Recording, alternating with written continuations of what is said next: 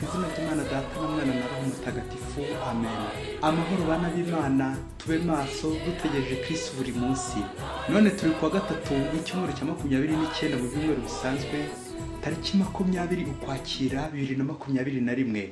Dore amasomo agiye kudufasha gutegereza Kristo. Isomo rya mbere ryo mu Pawulo Mutagatifu yandikiye Abanyaroma, umutwe wa 6 umurongo wa 12 kugeza ku 18. Bavandimwe, icyaha rero nticyongere kugenga umubiri wanyu uzapfa ngo gitume mwumvira irari ryawo. Kandi imibiri yanyu ntimukayigurire icyaha ngo b'intwaro zo kugira nabi, ahubwo nimugandukira Imana nk'abazima bavuye mu bapfu. Imibiri yanyu muyegurira Imana ib'intwaro z'ubutungane. Koko rero icyaha kibafiteho ububasha, kuko mutakiyengwa n'amategeko, ahubwo mugengwa n'ineza. Bite rero tuzacumure se ngo aha ntitukiyengwa n'amategeko, tugengwa n'ineza? Oya, ntibikabe. Mbese ntimuzi ko uwo mwiyeguriye mukamubera abagaragu bamwumvira, mumubereye koko abagaragu bagomba kumwumvira, cyaba icyaha gishyira urupfu, kwaba ukumvira gutanga ubutungane? Imana ishimwe kuko mwahoze muri abagaragu b'icyaha, none mukaba mwarayobotse mubikuye ku mutima inyigisho mwaragijwe. Mwarokowe ubucakara bw'icyaha, muhinduka abagaragu b'ubutungane.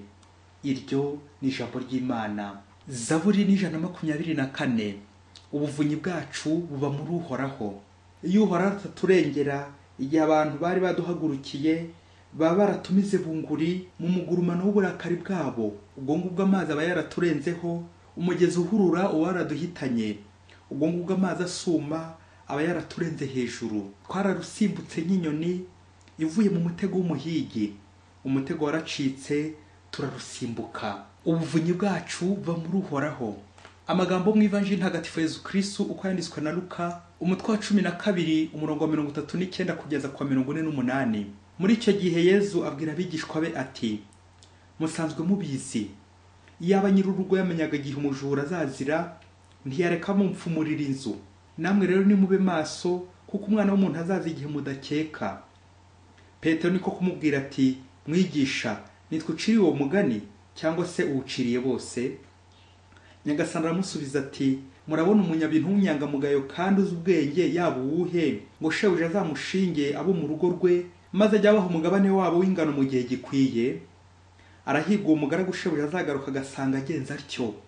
Ndababwira ukuri, azamushinga ibyo atunze byose. Naho uwo mugaragu niyibwira ati: databuja aratinze, maze agatangira gukubita abagaragu n'abasha, akarya akanywa agasinda, amaherezo shebuja azaza umunsi atamwitezeho no ku isaha atazi, maze amwirukane nabi, amuherereze mu nteko y'abahemu.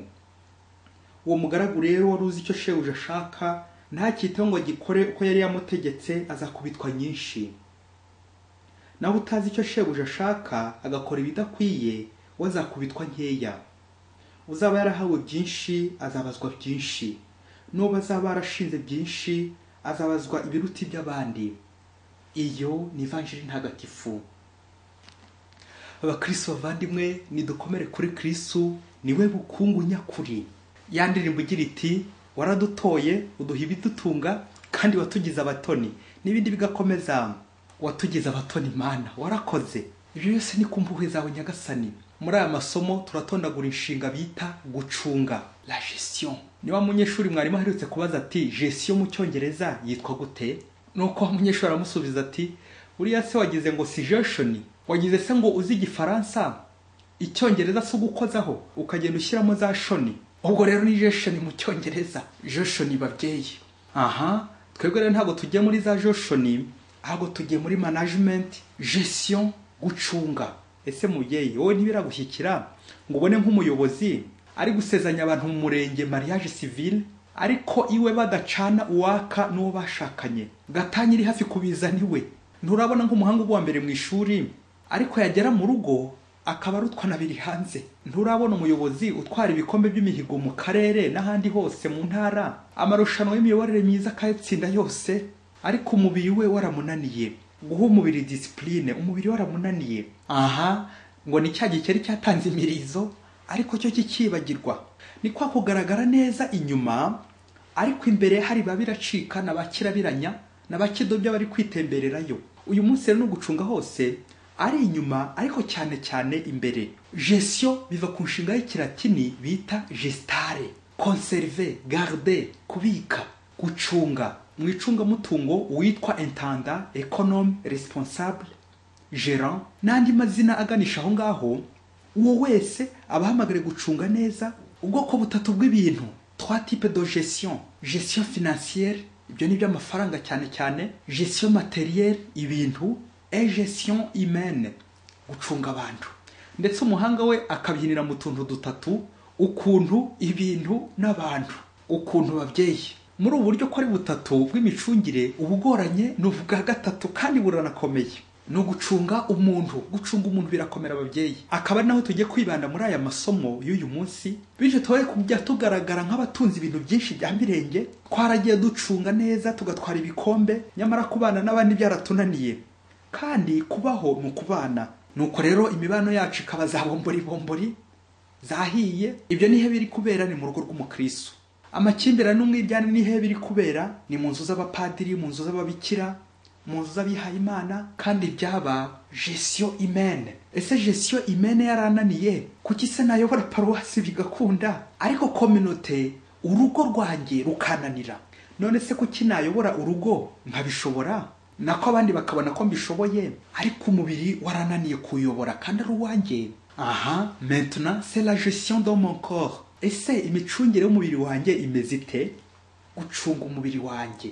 Paulo mutagatifu mu isomo rya mbere abinyuje ku Banyaroma ari gutwereka ububi bw'icyaha ko kiganisha hehe? Ku rupfu, kikatubuza ubutungane, kikatugira abacakara, kuba abacakara ba sekibi, kuba abacakara ba sekibi aho kuba abagaragu b'Imana. Tukibera abagaragu ba shitani, abacakara, imbata za sekibi, kuba busy. Paulo yagize ati, imibiri yanyu ntimukayigurira icyaha ngo ibe intwaro zo kugira nabi, ahubwo nimugandukira Imana nk'abazima bavuye mu bapfu. Imibiri yanyu muyegurira Imana ibe intwaro z'ubutungane. Amen. Umubiri wanjye nanjye ube intwaro y'ubutungane, temple de l'Esprit Saint, ingoro ya Roho Mutagatifu. Iyi micungire y'umubiri nyikurikije neza nagera mu ijuru pe. Umubiri wanjye ukamfasha kugera mu ijuru. Uyu munsi no kwishyira mu maboko nk'umunyantege nke wese, bityo nyifatanya n'umurimbyi wa Zaburi uyu munsi ati, ubuvunyi bwacu buba muri Uhoraho.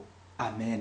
Yezu mu Ivanjiri nawe aradusaba gutondagura neza iyi nshinga gucunga, gestare, tukayitondagura neza, tugacunga neza ibyo dushinzwe, bya bintu bitatu. Nuko rero iyi micungire myiza ikazagenura Yezu cya gihe azagarukira agasanga tukiri gukora neza, tukiri maso. Uyu mugani w'umunyabintu w'inyangamugayo, l'intendant fidèle, ni nge Yezu ari kubwira, nk'umupadiri ushinzwe imbaga, nk'umukristo ushinzwe kuyobora abandi, ngo noye kuzadohoka kugeza ryari?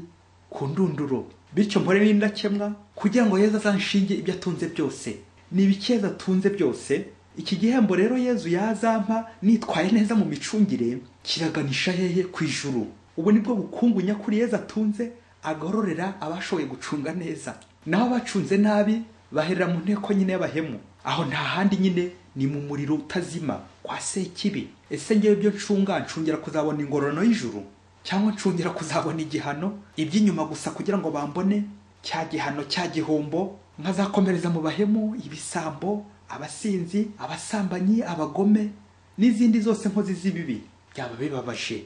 Ni bya bindi twavuze haruguru, ushobora gucunga neza pe, ukaba intangarugero hano ku isi, ariko umubiri wawe niba utawucunga neza ukaguhombya, ukaguhombanya, ukazajyana n'igihe uguhombora.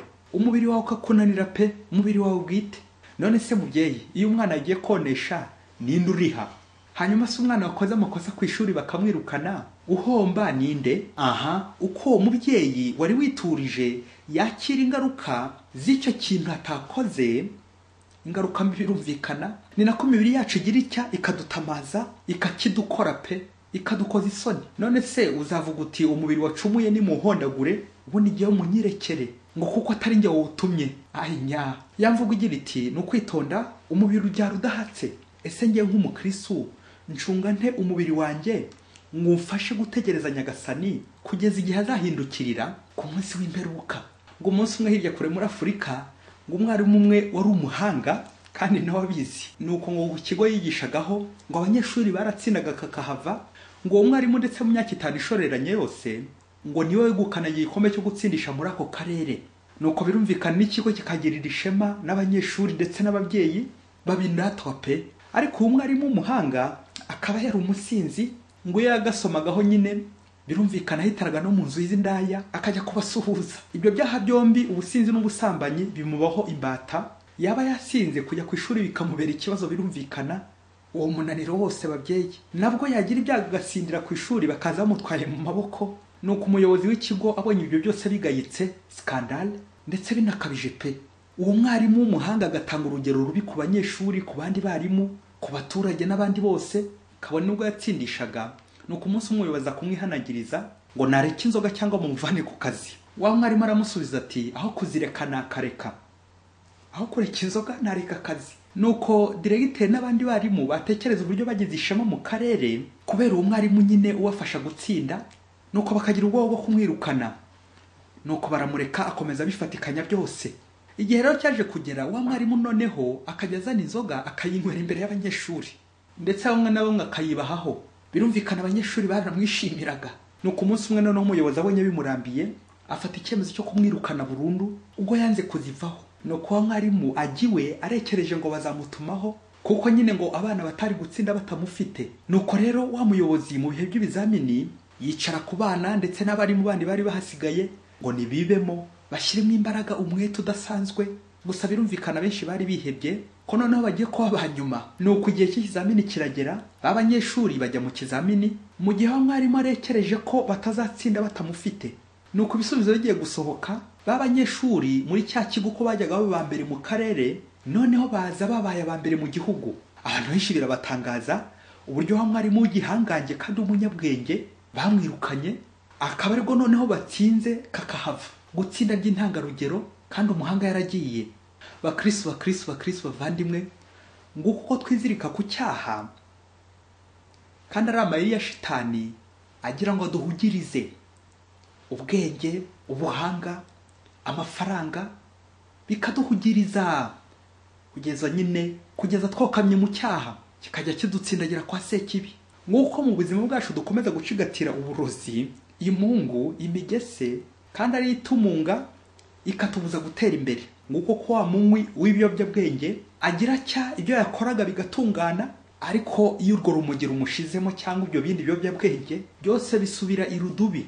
Karagaho nyine ko kukuryama ku maso ka sekibi. Bakristo bavandimwe, uko niko Nyagasani natwe azadutungura igihe twitwaye neza, tumaze kwirukana za sekibi zose iwacu ndetse n'ibyaha, kwandavura tukabyirukana. Yezu akazagira cya natwe akaba noneho udutungura, akaba ari uduhereza ku meza nk'abagaragu nyine bitwaye neza, akaduha ibyisumbuyeho, kuba abambere, kuduhemba ijuru. Uko niko umuntu wese wiyemeje gucukubiri n'icyaha akirukana ubusinzi we, akirukana ubusambanyi, akirukana ubukozi bw'ibibi, akirukana gusesagura no kwiba, uronka imigisha myinshi y'Imana, ukaba uwa mbere ugatsinda kakahava. Gutsinda nta kindi ni uko ufite nyine umugisha. Kwirukana ibishuko, kwirukana ibitwandavuza, kwirukana ibyoni by'umubiri wacu, ngiye imicungire myiza, ngiye imiyoborere myiza. Naho ureka undi, naho ubundi hari ubwo twibeshya tukajya tuvomera mu bindi byamenetse kera, ibijerekani byatobotse, tukagoka, tukavunika, tukandavura, nyamara twarahunikiye mu bigega bitobotse, mu mifuka yatobotse. Ni cya kimunga umubiri wacu, kikatugira imbata za sekibi, kikatuvutsa imigisha y'Imana, kikatubuza ubutungane. Umuhanga ati quand le corps est fort, il obéit, et quand il est faible, il commande. Ngo iyo umubiri ufite imbaraga nyinshi, navugaga imbaraga za roho, urawuyobora ukakumvira, urumvira. Ariko nanone wowe ufite intege nkeya, wabwandavure nyine, noneho birahinduka bikaba inverse, niyo noneho ukuyobora kandi ukagutegeka, ukakumvisha, yewe ukakugusha, wajya kugwa kandi ukagwira n'amazuru. Ni cya gihe nyine umubiri wawe uzaba washinzemo agakoni kamwe, navugaga gusoma 5 kandi ku 8. Urumva uwo mubiri nyine uzagutegeka, ukuyoborere mu nzu z'indaya, ukuyoborere mu gusohora amafaranga y'abandi, bikurangirize hehe mu mutuku, utangire kwandika umutuku. Ngo kunaniza imibiri yacu n'ingeso mbi, ubusambo, ubusambanyi, ubusinzi. Iyo unaniyo noneho imirimo cyangwa n'ubutumwa ukoraga bigenda bikendera. Wa mubiri ni uzatangira gukubwiriza, ugakuyobora, ukagushora ndetse naho utakekaga. ukagira ibyo utinyuka bibi, birangira noneho uguye ukagwa ukagusha amasuru. Mukristo, cunga neza umubiri wawe. Kandi Pawulo ati itonde wubwira ko uhagaze utagwa. No kwitonda ababyeyi tugashikama, ukore nkaho ari wowe Yezu abwira uyu munsi. Yezu, nubwo nagutaye wowe ukantora, warantonesheje njye nkomeza kugutoneka, nagucumuyeho kenshi, ndaje ngo mbabarire. Ingeso mbi zose zananiye kuzicikaho nzishyize imbere yawe uyu munsi, nishyize imbere yawe wese uyu munsi, maze mpore ntereye kukwakira neza Yezu Nyirimpuhwe. Amen. Mwese Imana ibahe umugisha. Imana Data na Mwana na Roho Mutagatifu. Amen. Padiri Masumbuko Ladislas wa Diyosezi ya Cyangugu. Yesu, niyo mahirwe yanjye, sinzigera